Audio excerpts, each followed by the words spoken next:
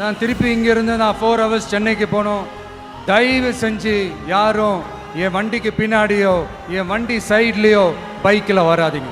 உங்களை நான் கெஞ்சி கேட்டுக்கிறேன்.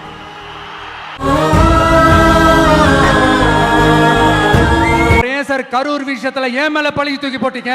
உங்களுக்கு மனசாட்சின்னு ஒண்ணு இருந்தா அப்படி பேசிருப்பீங்களா? அப்படி நாங்களாம் உங்களுக்கு நண்பர்கள்னா ஒரு ஈவெண்ட் ஒரு ஃபங்க்ஷன் நடத்துறதுக்கு ஒரு இடமோ ஒரு பர்மிஷனோ ஏன் கொடுக்க மாட்டேன்றீங்க?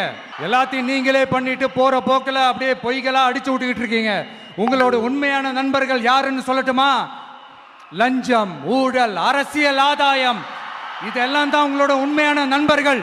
பர்சனலாக நீங்கள் எப்படி வேணா இருந்துக்கங்க சார், நமக்கு அதை பற்றி கவலை இல்லை, நமக்கு அது அவசியமும் இல்லை. ஆனால் உங்கள் ஆட்சி தான் தப்பான ஆட்சி, தமிழ்நாட்டுக்கு தேவையில்லாத ஆட்சி. கொஞ்ச நாளைக்கு முன்னாடி கற்பனையாக ஒரு விஷயம் ஒன்று சொன்னேன். இந்த முதல்வர் கூட விசில் சின்னத்துக்கு தான் வாக்களிப்பார் அப்படின்ட்டு கற்பனையாக ஒன்று சொன்னேன்.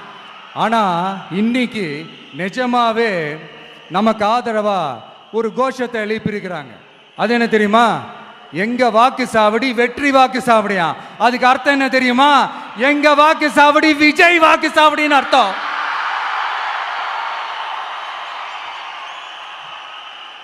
அது சரி, மக்களோட இந்த ஆதரவை பார்த்துட்டு அவர் அறியாமலே எப்படி பேசிட்டாரு என்னமோ தெரியல. 50 வருஷம் எக்ஸ்பீரியன்ஸ் அரசியல்ல, உண்மை என்னன்னு ஒத்துக்கிட்டு தானே ஆகணும்.